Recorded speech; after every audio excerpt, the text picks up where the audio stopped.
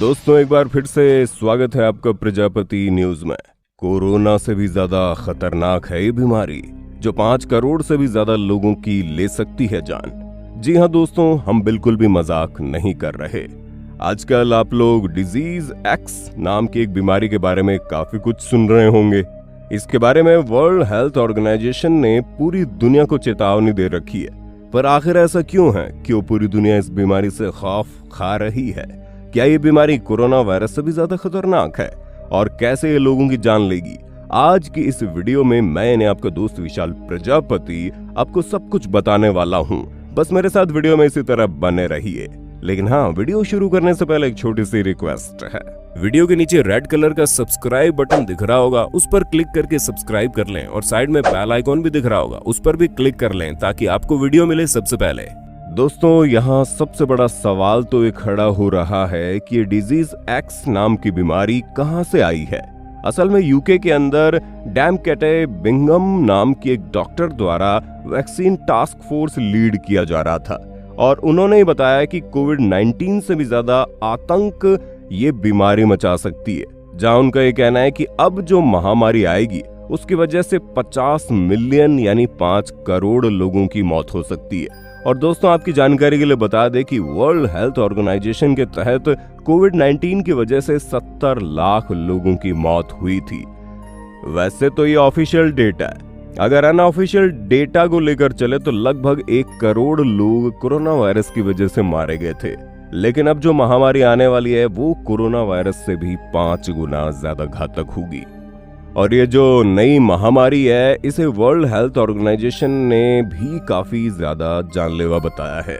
वैसे आपको बता दें कि यहाँ पर हम डिजीज एक्स इसलिए कह रहे हैं क्योंकि ये कुछ भी हो सकता है। जिस तरह हमें किसी चीज का नाम नहीं पता होता तो हम उसे XYZ कह देते हैं, ठीक उसी तरह यहाँ पर भी बीमारी को ये नाम दिया गया है जिसका आना पूरी तरह से तय है, क्योंकि खुद वर्ल्ड हेल्थ ऑर्गेनाइजेशन इसके बारे में लोगों को लगातार चेतावनी दे रही है, जिसके मुताबिक कि एक बहुत बड़ी महामारी आएगी जो करोड़ों लोगों को मौत के घाट उतारेगी। और ये तो केवल मरने वाले लोगों का आंकड़ा है, न जाने कितने करोड़ लोगों की जिंदगी इससे तबाह होगी और जो इकोनॉमी लेवल पर नुकसान होगा उसकी तो बात ही छोड़ दीजिए। और इसी वजह से यूके में जब रिसर्च हुई तो उस दौरान ये कहा गया कि दुनिया को मास वैक्सीनेशन के लिए तैयार रहना चाहिए। यानी अगर आने वाले समय में महामारी तेजी से फैलती है तो हम उसकी वैक्सीन के लिए सालों इंतजार नहीं कर सकते, बल्कि हमारे पास पहले से ही वैक्सीन अवेलेबल होनी चाहिए।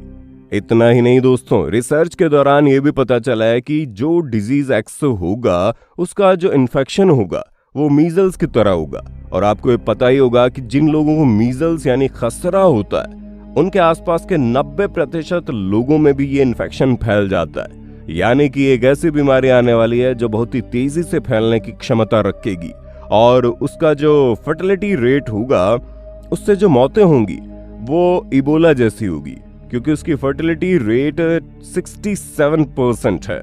यानी कि मान लीजिए 100 लोगों को आने वाले समय में अगर महामारी का संक्रमण होता है तो उसमें से 67 लोगों की जानें जा सकती है। अब आप अंदाजा लगा सकते हैं कि कितनी ज्यादा खतरनाक बीमारी होने वाली है, जो अगर दुनिया में आ गई तो बहुत सारे लोगों की जानें जाएंगी। और सबसे चिंता की बात यह है कि जो यूनाइटेड किंगडम की हेल्थ एक्सपर्ट है उनका ये कहना है कि कहीं ना कहीं दुनिया में कुछ ना कुछ इस तरह की चीजें हो रही है जो कि रिप्लिकेट कर रही है। अब जैसे कि आप कोविड-19 को ही देख लीजिए, जिसे लेकर समय समय पर खबरें आती है कि इसका एक नया म्यूटेशन सामने आ रहा है। यानी कि इसी तरह की कुछ ऐसी चीजें होंगी जो रिप्लिकेट हो रही होंगी, लोगों को बीमार कर रही होंगी और हो सकता है वही चीज आगे चलकर महामारी का रूप ले ले। और इतना ही नहीं, ये जो डिजीज एक्स है इसे 1918 का जो फ्लू था उसके साथ कंपेयर किया जा रहा है।